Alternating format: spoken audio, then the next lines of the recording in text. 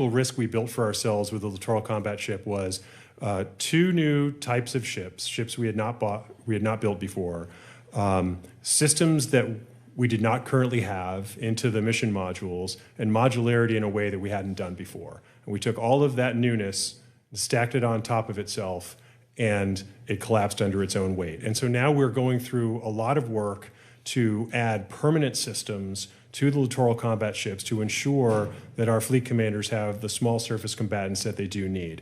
What we're doing differently right now is essentially taking systems that already exist. And my requirement for those vendors or someone who wants to work with us for a containerized payload is that they make that system fit into an ISO container, a 20-foot or 40-foot container. And it will have a standard interface for input power from the host vessel, cooling water from the host vessel, and a data interface with the host vessel.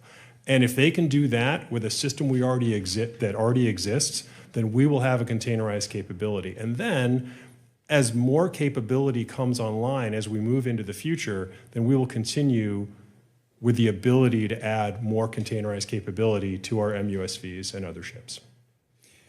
All right, let me switch topics. This may be the thing I'm most interested in, and I suspect it's something that the chair will be interested in. I know the committee will be too. Armed Services 10 years ago, according to my institutional memory, Creighton Green, adopted the 355 ship requirement. And we have some sub requirements, like 11 carriers and 30 amphibs.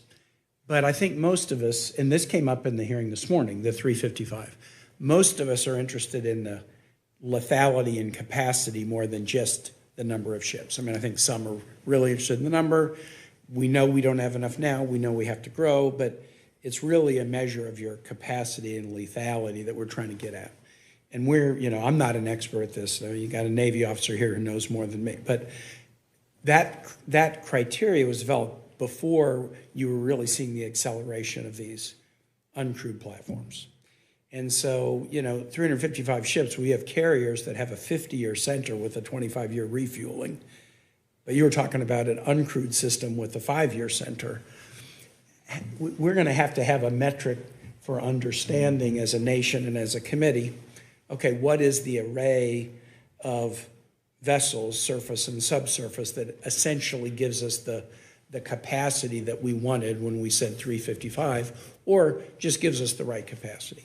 What's your, kind of advice to us on this, and how far along do you think the Navy is in trying to, develop the plan that would be shared with us on the mix of crewed and uncrewed going forward? It's crewed, uncrewed, surface, and sub.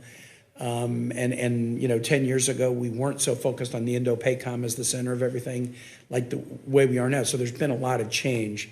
How is the Navy addressing this question of giving us the capacity we need so that we know the kinds of investments we should be making in the NDAA or in appropriations bills? Senator, the Secretary of the Navy, the CNO, and the VCNO have been having that very discussion about how do we present to you, the Congress, the measure of our naval power. The number of ships that you have provided and maintained is the easy button, as it were. But our ships are not all the same, nor do they need to be. And so we have aircraft carriers with incredible sortie generation rates. We have ballistic missile submarines with their exquisite strategic deterrence capability. We have multi-mission guided missile destroyers. And we will have medium USVs and frigates that will be much more focused in their mission. And so while I believe we will continue to tell you the numbers, because the global reach and the presence requirement for the Navy under the NDAA will require us to have a large Navy, we are working right now to build a new metric for combat power. And we are struggling with that, and we recognize that we owe it to you. Ms. Gessler, do you want to add anything to that? I mean, it's really important that you give that to us, because I'll tell you kind of a reality that's like, an object at rest will stay at rest, If we don't get that, then I would like to see more ships built in Virginia, and my colleague here would like to see more, in Connecticut. And we all have our own equities that absent a compelling case, like, okay, the balance needs to be different, we got to recalibrate it, we will continue to push what we have been doing. And that might not be the right answer. And so we really need kind of a compelling case that factors in these new technologies, these innovative technologies, that factors in, if it's a 5-year center, you're assuming it's a 5-year center not only because it's more disposable, that's the wrong word, but also that the innovation may happen so fast that it would be kind of obsolete after 5 years. So we need to have a compelling case so that we can make the right investment decisions rather than just fall back on the default and argue for our parochial priorities. And I'm not saying this as a criticism. I think it's an amazing opportunity, but it's going to take some real explanation to us so that we can get all of our colleagues on board. If I may, I think one of the things that was introduced in the fighting instructions was the hedge force, the tailored offsets, and then the combination of those into the tailored force packages. So as we look across the threat set and we determine whether it is the main battle force that would take on that threat, or whether it is a tailored offset and what those offsets need to be, that will drive the mix of systems that we need to procure. And so to your point, is it a number or is it the capability that we need at the time? Mm-hmm. And so as we will always have the main battle force and the general purpose force, and that will be a certain number, that is driven by the threat. What we need to be able to do faster, and to the point, maybe the vessels end up lasting longer than 5 years, but the payloads probably don't, because or what's inside the payloads, right? Certain munitions, certain threats, certain EW capability, that has to evolve at the speed of the threat, at the speed of software. And so I think that is what we have to figure out.